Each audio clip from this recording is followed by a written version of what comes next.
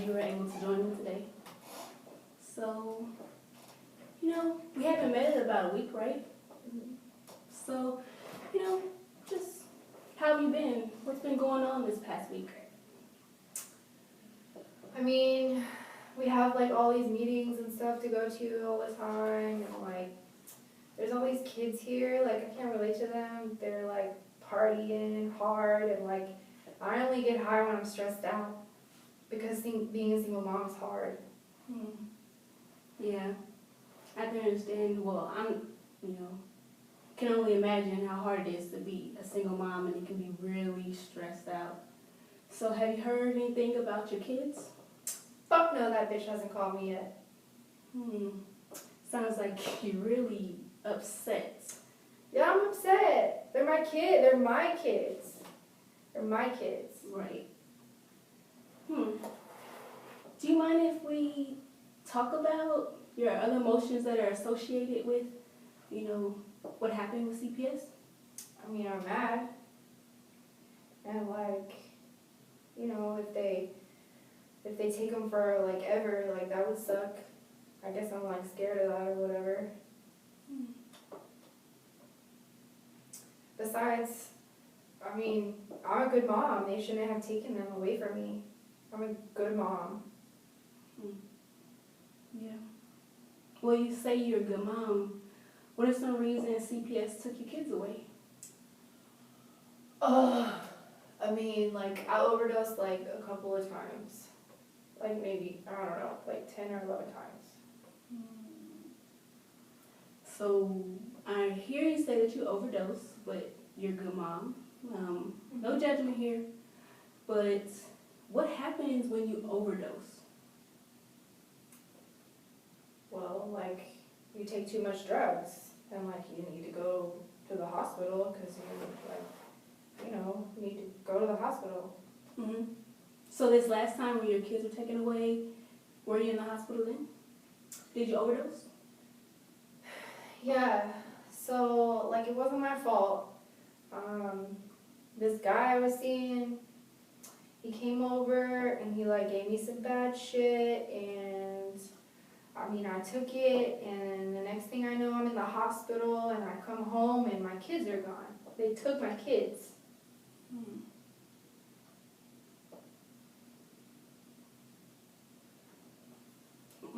They took your kids. So this was after you were in the hospital. How long were you in the hospital? Like a few days, like 5 or 6 days. Okay. And when you're in the hospital, who takes care of your kids? I mean, like whoever. Like there's always someone at home, like an adult or something. So I just leave them with whoever's there. I mean, I make sure someone is there. Right, yeah. That's part of being a parent, being responsible, making sure your kids are being taken care of. If you were to overdose again, you really fear, and you overdose again, what would happen? Well, I mean, according to this bitch caseworker, my kids would be like completely taken away, like no chance to get them back ever. Like this is it. This is my last chance. That's what they're saying. And I hear that you were upset that they took your kids away in the first place. And you're still very upset. So, Callie, why don't you tell me, what's the worst thing that could happen if you overdose when you leave here? Like the worst thing? The worst thing. I mean, I could die, I guess. Right. And then what would happen to your kids?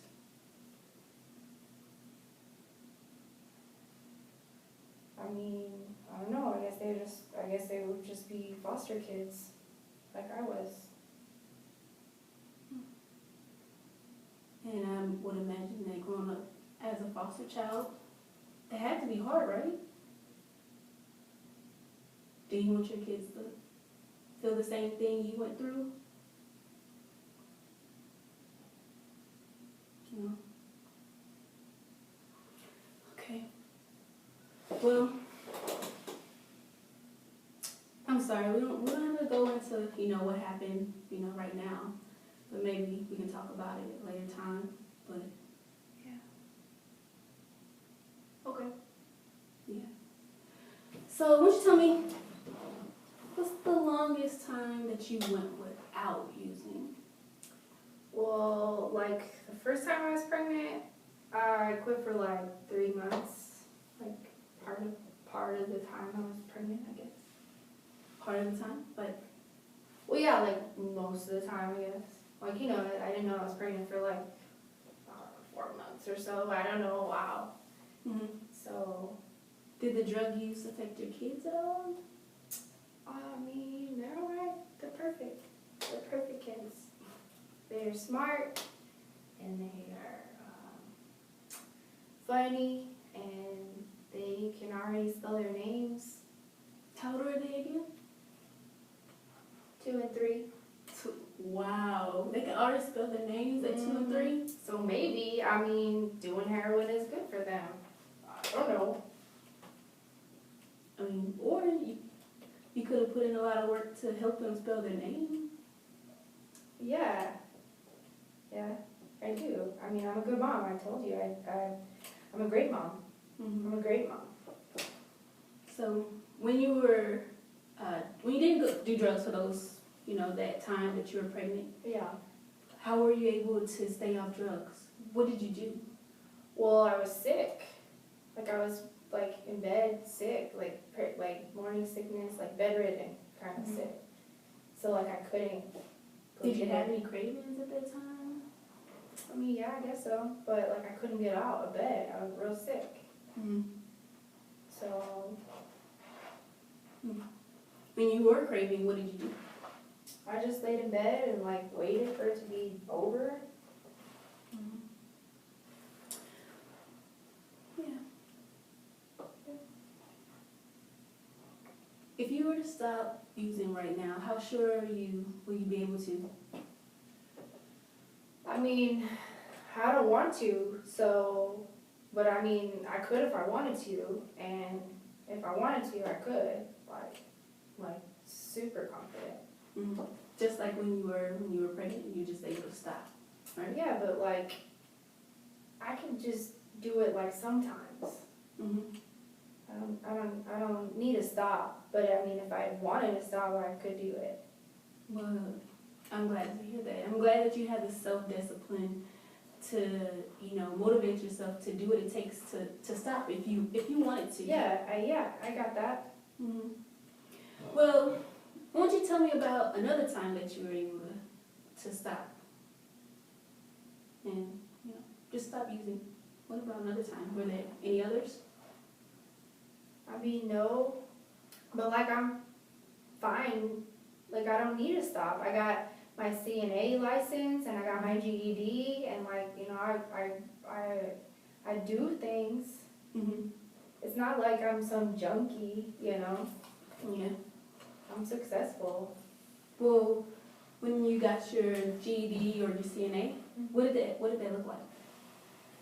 I had to go to school, I had to take classes, I had to pay for them, I had to learn stuff, I had to be up late at night studying and stuff, and but I did it because my kids, they depend on me, and I knew that I had to do it to take care of them. Wow. Because I'm a good mom, like I said. Wow. Like being a single mom and just having to take care of your kids on your own. You had to take a lot of time and focus and took a lot of motivation and self-determination to just make sure that you got that done. And how long was the program? Which one? The CNA program. 6 months. 6 months? Mm-hmm. Wow. So that was a lot of hard work, right? Mm-hmm. But you're able to get it done? Yeah. Really, really proud of you. So it sounds like your kids are really, really important to you. So you did it for your kids, right? Yeah. So they're really important to you. Yeah, because I can't afford to have kids by myself, I got to do something different. And before that, I was just with their dad, and we broke up, and I didn't really have any job, and so yeah, I did what I had to do for them. Mm-hmm. Because that's what you do as a mom. Yeah. On a scale of 1 to 10, how important is it for you to be a good mom? Like 10? 10? Yeah. Wow, that's pretty high. Yeah. Mm-hmm. Good mom, being a good mom is important. So what other examples can you tell me that, makes you a good mom that you've done in the past? What are the examples? Like, I take them to the park. I take them with me everywhere I go, in the car with me, and that way I know that they're safe all the time. And I read to them at night, teach them how to spell things. Mm-hmm. Like their name? Yeah. They're able to spell their name. We play like games and stuff sometimes. Mm-hmm. So you spend a lot of time with them, right? Yeah. So that's good. What else? I make sure they have like food and clothes, and that their clothes are clean, and they don't always match, but whatever. Yeah. Kids don't remember. They don't remember that. Yeah, and like Christmas time, they always have like a bunch of shit. Like I get all kinds of toys and for Santa. Mm-hmm. They still believe in Santa. Well, they're young, so it's pretty cool. Yeah. Yeah. Look, I see you're really cheering up here now, You're I really love my happy. kids. They make I just you want to really get happy. out of here and go see them. Like, this is dumb. Well, maybe, the drug use isn't important to you right now. Maybe, us focusing on ways that you can get your kids, maybe that's something that we can do these next few weeks that you're here. It sound like something you want to do? Sure. Yeah. So, What do I have to do? well, let's continue to work the program. Said you've been attending all the groups and everything, and I know it's frustrating, to be, an outsider being, older than everyone else, but I wouldn't mind talking to you about those frustrations whenever we meet. So we have about like 2 more weeks here, and then like you said, you make sure that they have something for Christmas, right? Yeah. So Christmas is coming up around the corner, so we can just focus on getting your kids, and hopefully we'll be able to get you back so you can at least visit them before Christmas comes. Yeah, I'm gonna be out of here like a week before Christmas, so Yeah. that'll be perfect. Yeah. And it'll be like none of this ever happened. Mm-hmm. Well, I'm glad we talked today. Thanks for sharing. Yeah. I'm sure it was pretty hard, so let's go ahead and schedule another time for us to meet next week. Okay? If anything comes up, my door is always open, so Cool. you can come and talk to me, knock on the door over here. Okay? Thanks. What's your name again? It's Robin. Robin. Thanks, Robin. No problem, Callie. It was nice. It's nice to hear your story. Yeah. Can I go now? I'm good to go. Yeah, be good to go. No problem.